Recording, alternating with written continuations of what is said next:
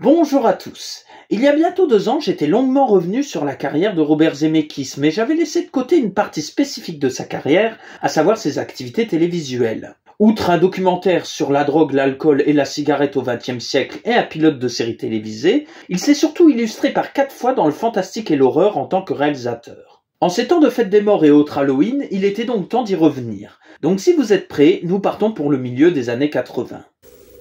Ready? Mime? And here's my favorite part.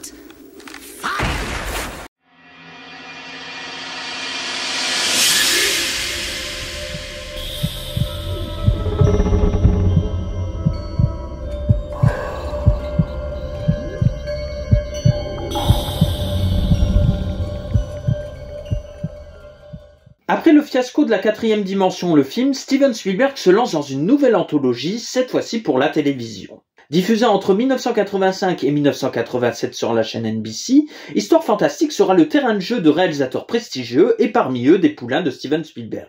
Zemeckis réalise donc le 8e épisode de la saison 2, La mauvaise tête, diffusé en 1986. À cette époque, Robert Zemeckis revient de 2 gros succès, À la poursuite du diamant vert en 1984 et Retour vers le futur en 1985. Avec Histoire fantastique, il retrouve son complice Bob Gale au scénario et Christopher Lloyd devant la caméra. Au scénario, on retrouve également Tom McLoughlin, réalisateur de Jason le mort-vivant, et Mike Garris, réalisateur de la seconde version de Shining.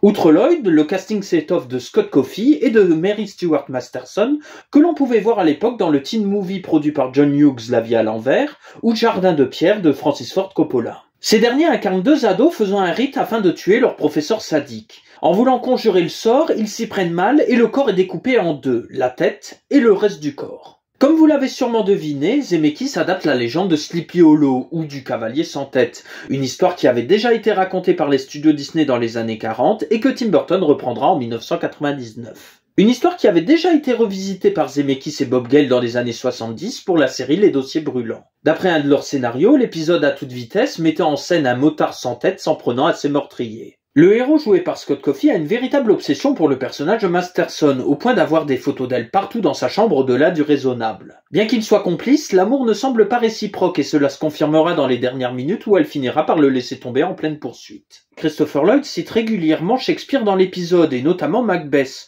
Or, la pièce et l'épisode ont pour point commun de mettre en scène des hommes poussés à l'acte par la femme qu'ils aiment avant une chute inévitable. Lors des premières secondes de l'épisode, Robert Zemeckis fait un gros clin d'œil à son précédent succès. Retour vers le futur débutait par un long travelling latéral montrant la maison de Doc, mais aussi le fameux plutonium qui servira de moteur à l'intrigue.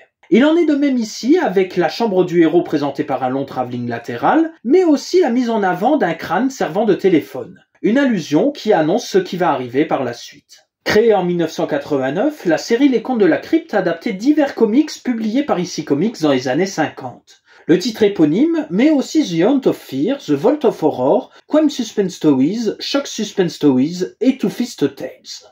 Des comics qui se sont tous plus ou moins arrêtés au même moment suite à des plaintes d'associations parentales. La Comics Code Authority a donc été créée en 1954 pour réguler un peu tout ça. Ne pouvant pas vraiment s'y conformer et voyant ses ventes chuter, EC Comics a donc laissé tomber ses bandes dessinées horrifiques et science-fictionnelles pour privilégier le magazine Mad.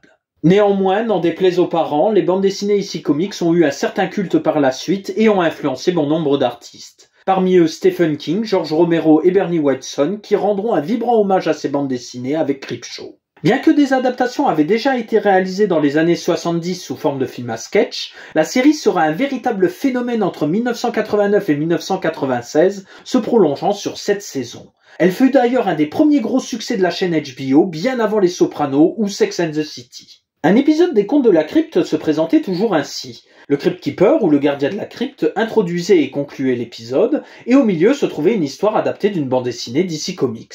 Les Contes de la Crypte est rapidement devenu un monument de la télévision américaine, au point que les acteurs et réalisateurs prestigieux se sont bousculés pour être de l'aventure. Parmi eux, il y avait Robert Zemeckis, mais ce dernier n'était pas là que pour ça, puisqu'il était également producteur exécutif du show, aux côtés de Joel Silver, Richard Donner, Walter Hill et David Giller. Un investissement qui se confirme également par le nombre d'épisodes réalisés. Soit 3 histoires totalement différentes, toutes mises en musique par Alan Silvestri. 2e épisode de la première saison, Nuit de Noël pour femmes adultères, est écrit par Fred Decker, le réalisateur de The Monster Squad, et adapté d'un numéro de The Vault of Horror. Il met en scène une femme tuant son mari le soir de Noël avant d'être confrontée à un fou déguisé en Santa Claus. La mère est incarnée par feu Mary Ellen Trainor, Madame Zemeckis à l'époque, que l'on a pu voir notamment en psychiatre dans Les Armes Fatales ou en présentatrice dans Die Hard. Quant au Père Noël, il est incarné par Larry Drake, le méchant de Darkman.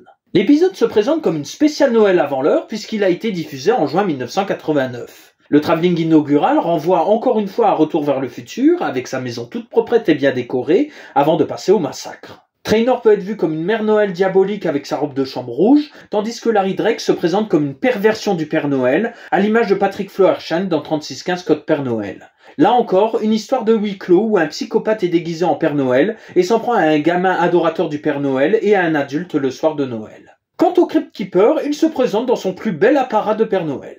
Si le fou est un adversaire particulièrement coriace, l'héroïne n'est pas mieux que lui. Elle tue son mari par avidité et essaye de maquiller le meurtre de telle ou telle manière, au point de faire croire que c'est un crime du Père Noël. À la fin de l'épisode, le fou demandera comme tout bon Père Noël si la dame a été sage. La réponse de la dame n'en sera que plus ironique, entre raison et effroi. Dernier épisode de la saison 3, Trouillard a été écrit par les frères Thomas, scénaristes des 2 premiers Predator, et par le duo Gilbert Adler-A.L. Katz qui a travaillé sur plusieurs épisodes de la série. Il est adapté d'une histoire de Shock Suspense Stories et a plusieurs points communs avec Les Sentiers de la Gloire de Stanley Kubrick. Les 2 récits se déroulent durant la Première Guerre mondiale. Kirk Douglas incarne un haut gradé, ici un général, autrefois un officier. Un lieutenant bat en retraite suite à une prise de colline calamiteuse avant d'être jugé pour lâcheté suite à une opération nocturne qui a mal tourné. Quant à son exécution, elle se fera sous les tambours dans un suspense insoutenable. L'ironie est que le général et le lieutenant soient père et fils, et Zemeckis pousse le bouchon encore plus loin en donnant les rôles à Spartacus et à son fils Eric. Le rapport de force n'en devient que plus fracassant entre un père qui cherche le courage de son fils et un fils qui a sacrifié sa vie afin de correspondre aux envies de son père. Le final n'en devient qu'un magnifique couteau dans le dos. HBO le permettant, Zemeckis fait dans la violence graphique et montre toute l'horreur de la Première Guerre mondiale avec des cadavres et des corps mutilés. Le générique accentue ça dès les premières secondes avec une jolie musique de Sylvestri et une petite fleur avant de passer au carnage.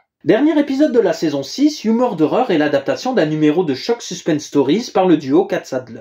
Il met en scène Lou Spinelli, un ancien gangster devenu publicitaire, attaqué par une ancienne amante et son chirurgien. Bien que cliniquement mort, il pense toujours et peut voir tout ce qui se passe durant l'épisode. La première originalité de l'épisode est qu'il est en vue subjective.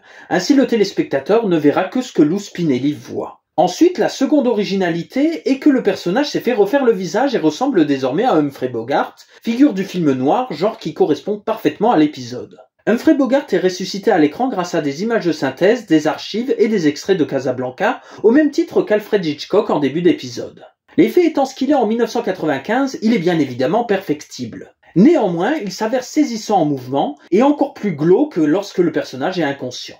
Étant en vue subjective, l'épisode utilise Humphrey Bogart uniquement dans des reflets ou des miroirs. Rémi Grelot revient sur cet aspect dans son livre consacré à Robert Zemeckis. La figure d'archive, active dans l'action du film, devient alors à son insu un acteur par rétroaction, autrement dit un rétroacteur. Il s'agit avant tout d'exploiter des figures historiques, des références fortes qu'il est impensable d'avoir autrement. C'est une forme de caméo amélioré puisque libéré du temps et des vivants, un super caméo puisque c'est l'apparition reconnaissable d'une personnalité réelle qui fait la condition et l'intérêt de l'usage de pareil trucage. Le procédé n'est pourtant pas nouveau pour Robert Zemeckis en 1995 puisqu'il l'utilise depuis son premier film. Dans I Wanna Hold Your Hand, il utilisait des images d'archives des Beatles tout en filmant des doublures au niveau des pieds, de loin ou dans l'ombre. Dans Used Cars, les héros parasitent le réseau télévisuel lors d'un discours de Jimmy Carter, se faisant ainsi une pub d'enfer pour leur magasin de voitures. Dans Retour vers le futur 2, Biff est montré à son avantage dans diverses archives, et ne parlons même pas de Michael Jackson et Ronald Reagan. Avec moins de réalisme, Bruce Willis rencontre les éternels Elvis et Marilyn dans La mort vous va si bien. Quant à Forrest Gump, il rencontre tout un tas de personnalités dans le film de 1994. Robert Zemeckis continuera d'utiliser ce procédé sur contact avec des archives de Bill Clinton,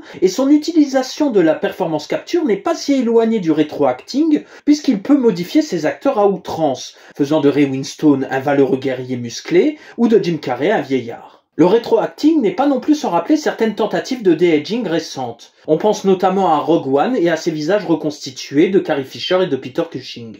Pour revenir à Humphrey Bogart, l'allusion à Casablanca se fait aussi bien par le smoking blanc de Lou Spinelli qu'à la réplique « Here's looking at you kid » détournée à des fins publicitaires. D'ailleurs, Bogart est crédité au générique au même titre que ses camarades, bien qu'il soit doublé par Robert Sacchi. Outre l'interprète du Faucon Maltais, le reste du casting s'avère impeccable, avec Sherilyn Fenn en amante angélique et le duo Isabella Rossellini-John Lithgow en couple tueur. L'ironie est constante dans l'épisode, à l'image de son héros pris à son propre jeu, tout comme ses adversaires. Il en est de même pour le pauvre Alfred, bouffé par ses oiseaux. L'introduction est d'ailleurs une sacrée parodie du dernier succès de Robert Zemeckis. On retrouve le gardien de la crypte sur un banc, habillé comme Forrest Gump, proposant de drôles de chocolat au réalisateur de Psychose. La plume est également de retour, et Alan Silvestri reprend son thème de manière macabre. Par la suite, Robert Zemeckis continuera dans l'horreur et le fantastique en tant que réalisateur, avec l'Hitchcockien Apparence et les adaptations d'un conte de Noël et de Sacrée Sorcière. On peut également rajouter les Saïgor de Beowulf. C'est également le cas en tant que producteur.